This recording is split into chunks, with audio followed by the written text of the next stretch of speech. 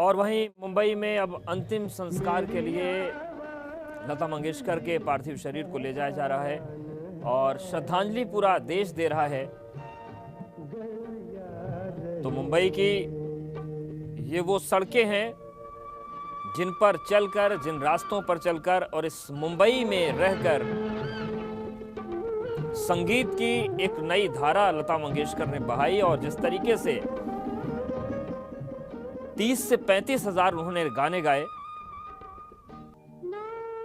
और 1929 से लेकर 2022 तक के सफर में तमाम सम्मान मिले, पुरस्कार मिले। 2001 में भारत रत्न सम्मान से उन्हें नवाजा गया, जो देश का सर्वोच्च सम्मान है।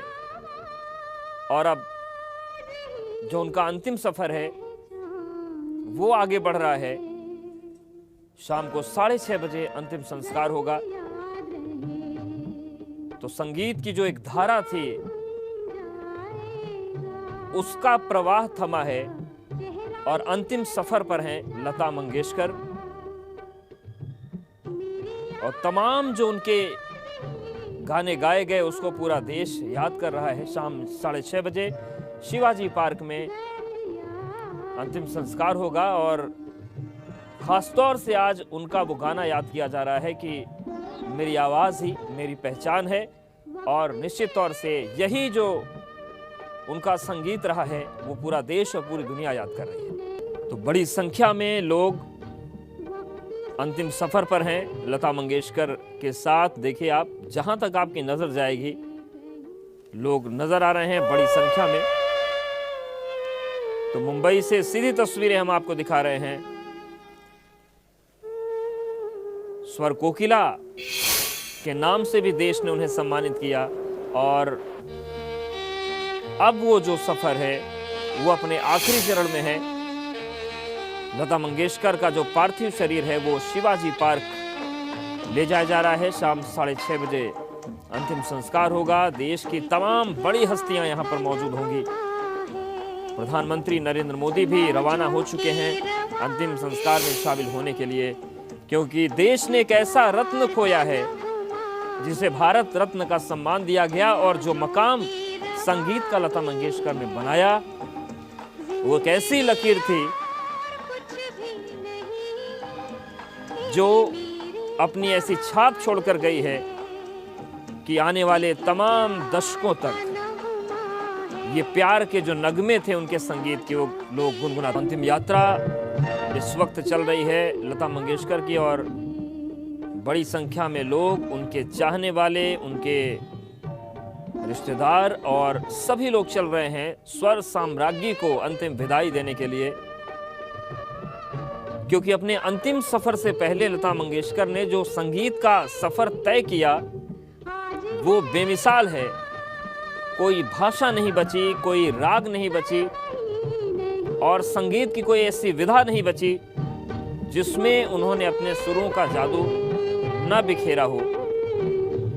और वो जादू आज खत्म हो गया, क्योंकि लता मंगेशकर हमारे बीच नहीं है और पूरा देश उन्हें याद कर रहा है, उन्हें श्रद्धांजलि दे रहा है।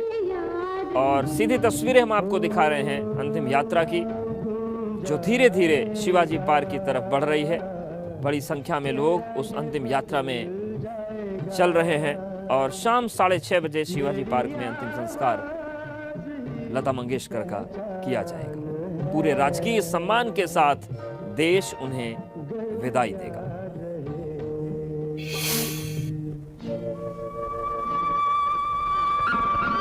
तो देखिए, दो तस्वीरें हम आपको दिखा रहे हैं और दूसरी तस्वीर शिवाजी पार्क की है। तैयारियां यहां पर भी पूरी कर ली गई हैं अंतिम संस्कार की, क्योंकि बड़ी संख्या में लोग पहुंच रहे हैं। ऐसे में सुरक्षा के भी चाक चौबंद इंतजाम किए जा रहे हैं और इन सब के बीच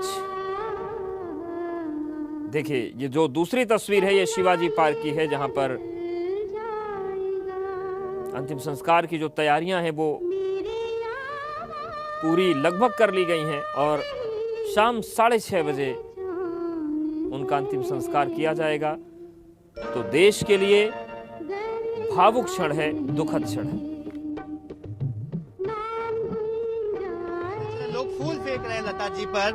लता जी के इतने फैन हैं, ये देखकर आप अंदाजा लगा सकते हैं, हर कोई अंदाजा लगा सकता है कि लता दीदी ने क्या कमाया। ये लता दीदी की कमाई है जो आज उनके साथ चल रही है, उनके साथ एक एक कदम मिलाकर चल रही है लता दीदी।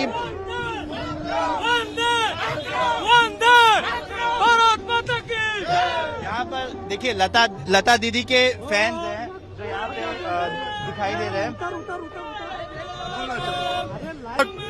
जब तक ये युग रहेगा तब तक ये लता दीदी की यादें हमारे दिल में हमेशा रहेगी, क्योंकि उनके जैसी कोई गायिका न थी न कभी होगी हमारे दिलों में। और हमारे उनके गाने तो लाखों गीत है, पर मैं ये कहूंगा कि मेरी आवाज ही पहचान है, गर याद रहे हो नाम गुम जाएगा, चेहरा ये बदल जाएगा। मेरी आवाज ही पहचान है, गर याद रहे। तो आपने देखा कि हम काफी करीब हैं। ये लता दीदी का पार्थिव शरीर आप देखिए इस सजी हुई गाड़ी में लेकर जाया जा रहा है। डिफेंस के लोग हैं, ले जा रहे हैं। हमारे सहयोगी विभा जी हैं, विभा जी से हम बात करेंगे। विभा जी, आपने 1 दशक से ज्यादा आप इस जगत को आपने कवर किया है, आपने इन्हें नजदीक से देखा है। लता दीदी के बारे में बताएं। उनके बारे में हम लोग ऐसे कुछ नहीं कह सकते। उनके हर गाने को याद करते हुए हम उनको, मेरी आवाज ही पहचान है, घर याद रहे, तुम मुझे यूं बुला ना पाओगे, सच में नहीं बुला पाएंगे। हर आदमी इसके बारे में बताइए, ये कमाया है जो ये बिल्कुल एक भारत रत्न को जिस तरह की विदाई दी जानी चाहिए बिल्कुल वैसी ही दी जाए। उनके घर पेडर रोड से लेकर चलते चलते सब लोग उनके साथ आ रहे हैं। उनके पार्थिव शरीर पे उनकी पूरा ऐसा लग रहा, पूरा हर जगह से आपको कहीं ना कहीं से उनके गाने की आवाज लोग गुनगुनाते हुए चल रहे हैं साथ में। इससे बड़ी श्रद्धांजलि क्या हो सकती है। ये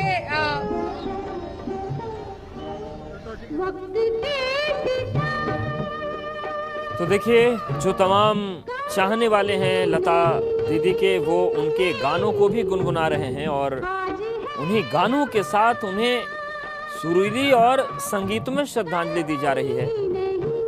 और अंतिम सफर पर स्वर साम्राज्ञी और स्वर कोकिला देश की लता मंगेशकर, शाम 6:30 बजे उनका अंतिम संस्कार होना है शिवाजी पार्क में। और आप देखिए जरा कि कितनी ज्यादा भीड़ उनके साथ चल रही है, पूरे राजकीय सम्मान के साथ, जो कि अंतिम संस्कार उनका होना है। ऐसे में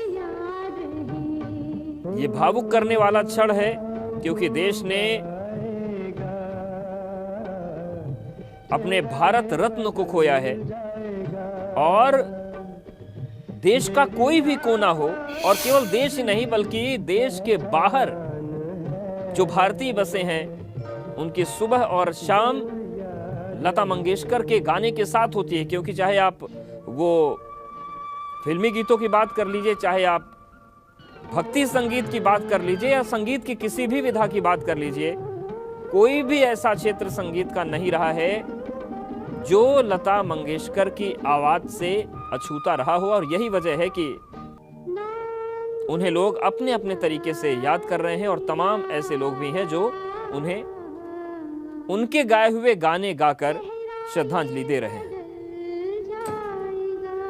तो जैसे ही ये खबर आई कि लता मंगेशकर अब हमारे बीच नहीं है, सुबह से ही श्रद्धांजलि का सिलसिला शुरू हुआ और अपने अपने तरीके से लोगों ने श्रद्धांजलि दी। और जैसा कि हमारे सहयोगी बता रहे थे कि ये जो भीड़ उनके पीछे चल रही है, असल में ये उनकी कमाई है कि देश के हर घर में लता मंगेशकर की आवाज गूंजती रही है, गूंजती है और आगे भी गूंजती रहेगी। और इतनी बड़ी उपलब्धि के साथ जब वो दुनिया से विदा हो रही हैं तो फिर सभी की आंखें नम हैं, हर कोई भावुक है। और दूसरी तरफ शिवाजी पार्क में अंतिम संस्कार की जो तैयारियां हैं वो पूरी हो चुकी हैं। अंतिम यात्रा थोड़ी देर में शिवाजी पार्क पहुंचेगी और फिर अंतिम संस्कार की प्रक्रिया शुरू होगी। वो पंचतत्व में विलीन होंगी और एक ऐसे सफर का समापन आज मुंबई के शिवाजी पार्क में होने जा रहा है। जो यात्रा तो जरूर रुक जाएगी, लेकिन उसमें जो माइलस्टोन गढ़े गए हैं वो हमेशा मिसाल की तरह देश और दुनिया के सामने पेश किए जाते रहेंगे। तो राजकीय सम्मान के साथ अंतिम विदाई लता मंगेशकर को दी जाएगी और उसी अंतिम सफर पर चल रही हैं। आपको बता दें कि 8 जनवरी से वो बीमार थीं, कोरोना संक्रमित हुई, उसके बाद निमोनिया की शिकायत हुई, लगातार तबीयत बिगड़ रही थी। हालांकि जो डॉक्टर थे उन्होंने कोशिशें की, लेकिन लगभग 1 महीने के संघर्ष के बाद उनका दुखद निधन हो गया और अब पूरे सम्मान के साथ उन्हें जो विदाई दी जानी है वो प्रक्रिया और क्रम शुरू हो गया। और सीधी तस्वीरें हम आपको दिखा रहे हैं मुंबई की, जहां पर शिवाजी पार्क की तरफ लता मंगेशकर के पार्थिव शरीर को ले जाया जा रहा है। पूरे राजकीय सम्मान के साथ उनको अंतिम विदाई दी जाएगी और प्रधानमंत्री नरेंद्र मोदी भी अंतिम संस्कार में शामिल होंगे। इसके साथ ही साथ देश की जो तमाम बड़ी हस्तियां हैं वो लता मंगेशकर को अंतिम विदाई देने के लिए शिवाजी पार्क में मौजूद होंगी।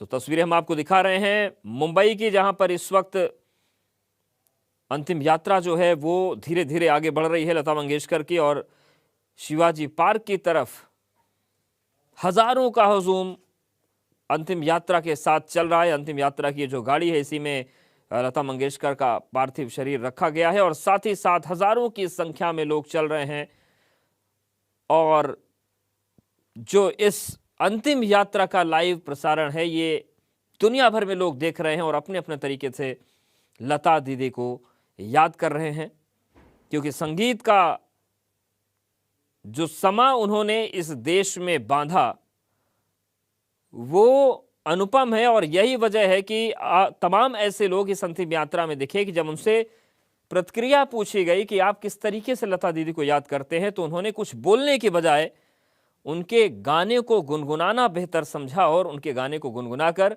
अपनी श्रद्धांजलि पेश की।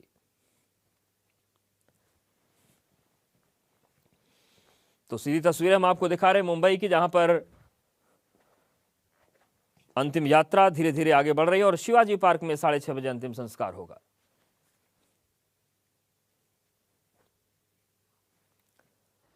तो तमाम जो लता मंगेशकर के गाने हैं उनके जरिए देश याद कर रहा है, हम भी उन्हें याद कर रहे हैं और आपको सीधे हम तस्वीरें दिखाते हैं कि किस तरीके से उनकी जो अंतिम यात्रा है वो धीरे धीरे शिवाजी पार्क की तरफ बढ़ रही है। और जैसे जैसे ये काफिला आगे बढ़ रहा है लोग जुटते जा रहे हैं और देखिए यहाँ पर पार्थिव शरीर लता मंगेशकर का रखा जाएगा, उसकी तैयारियां भी पूरी हो चुकी हैं। तो एक तरफ अंतिम सफ़र आगे बढ़ चुका है और देखिए यहाँ पर लिखा हुआ है कि श्रीमती लता मंगेशकर याना भावपूर्ण श्रद्धांजलि, तो मराठी में लिखा गया है और सभी लोग तैयारियों में जुटे हैं। भावनात्मक क्षण है, दुखद क्षण है, लेकिन हर कोई उन्हें याद कर रहा है। इस बीच लता मंगेशकर के ज्योतिष सलाहकार स्वामी ओम द अक से हमारे सहयोगी राजेंद्र देव ने बातचीत की, सुनवाते हैं आपको।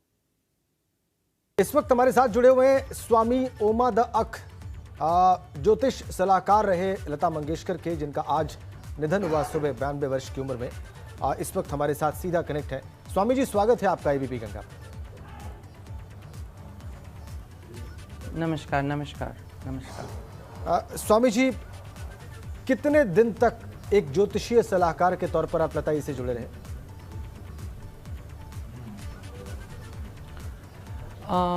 2012 में मेरी उनकी बातचीत शुरू हुई थी और 2013 से समझिए 13-14 के बीच से उनसे लगातार ज्योतिष और अन्य विषयों पर लगातार उनसे चर्चा होती रहती थी।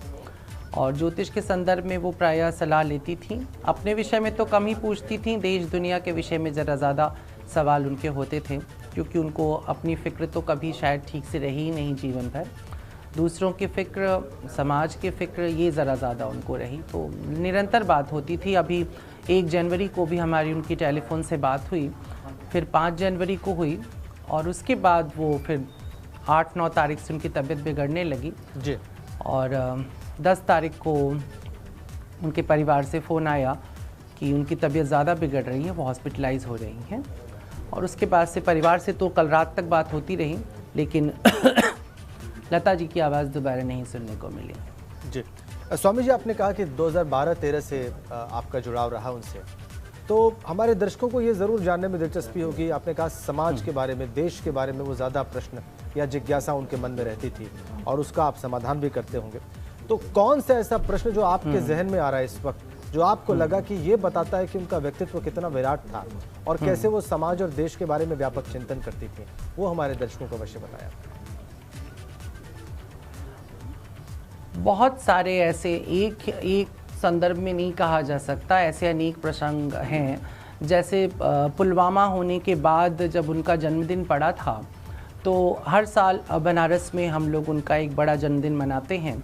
तो उस बार उन्होंने कहा कि स्वामी जी, मेरा जन्मदिन में कोई उत्सव नहीं मनेगा, और जो भी आप लोग करना चाहते हैं मेरे लिए उपहार स्वरूप, वो सब वहाँ पर जो रिटायर्ड सैनिक हैं, आर्मी के लोग हैं, आप उनमें डिस्ट्रीब्यूट कर दें।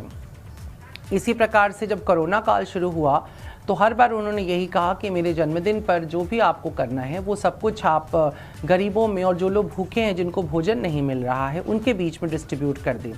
और हृदय की उनकी कोमलता इतनी होती थी कि वो कई बार कहती थी कि मैं कुछ भेजती हूँ और आप उसको डिस्ट्रीब्यूट कर दें। यद्यपि हम लोग हमेशा ये मना कर देते थे, लेकिन उनके अंदर ये सब कुछ बहुत था। कोरोना शुरू होने के बाद वो जब भी बात करती थी तो यही पूछती थी कि ये कब ख़त्म होगा, कब चीज़ें सामान्य होंगी, कब ग्रह स्थितियाँ ऐसी होंगी कि लोग सामान्य जीवन जी सकेंगे। तो उनका जो इंटरेस्ट था वो हमेशा इसी बात में था कि देश में और दुनिया में जो विपत्तियां आ रही हैं वो किस तरह से समाप्त होंगी और किस तरह से लोग सामान्य और सुचारू जीवन जी सकेंगे। और कोई ऐसी ज्योतिषीय सलाह जो आपने उनके स्वास्थ्य के संबंध में उनको दी हो, उनके जीवन के संबंध में आपने उनको दी हो?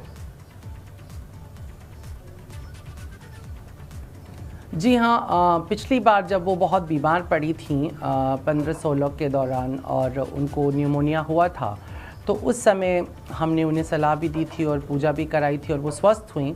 और स्वस्थ होने के बाद उन्होंने उन पंडितों को फ़ोन करके बाकायदा प्रणाम किया और सबके प्रति बहुत धन्य उन्होंने अपने को प्रस्तुत किया, धन्यवाद किया।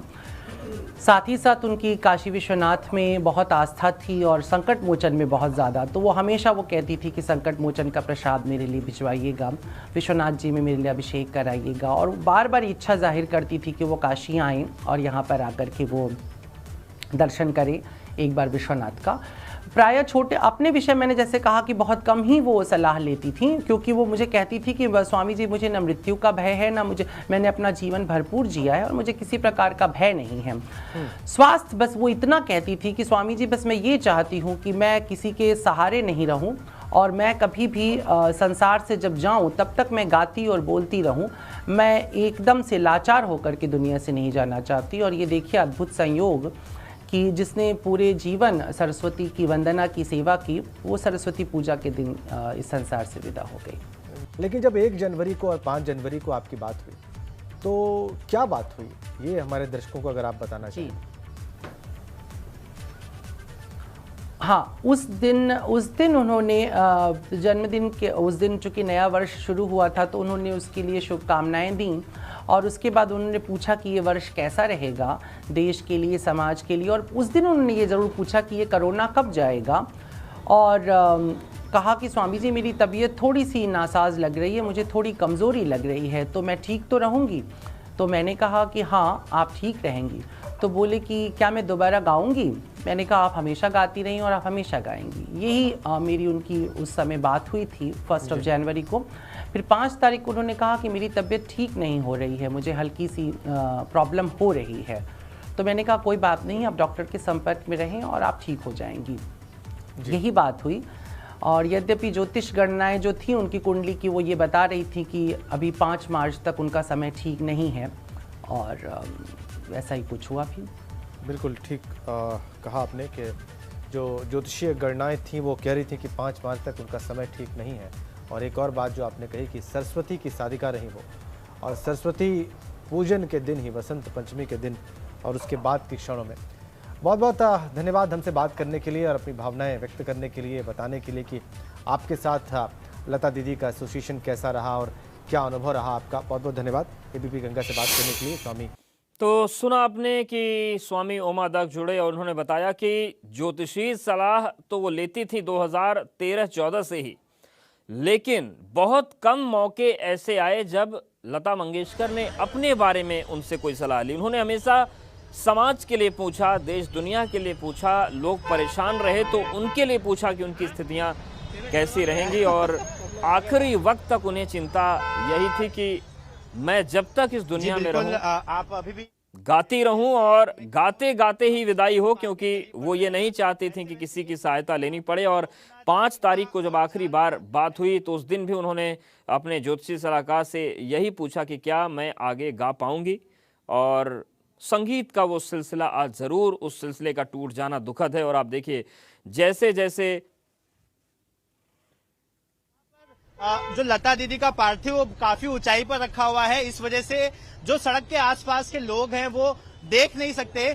फिर भी एड़िया उठाकर किसी गाड़ी पर चढ़कर, किसी बाइक पर चढ़कर या फिर कहीं डिवाइडर पर चढ़कर लता दीदी की एक झलक मिल जाए, यही आस रखे हुए लगातार लोग यहाँ पर, आप देखिए कैसे काफिला बढ़ते जा रहा है।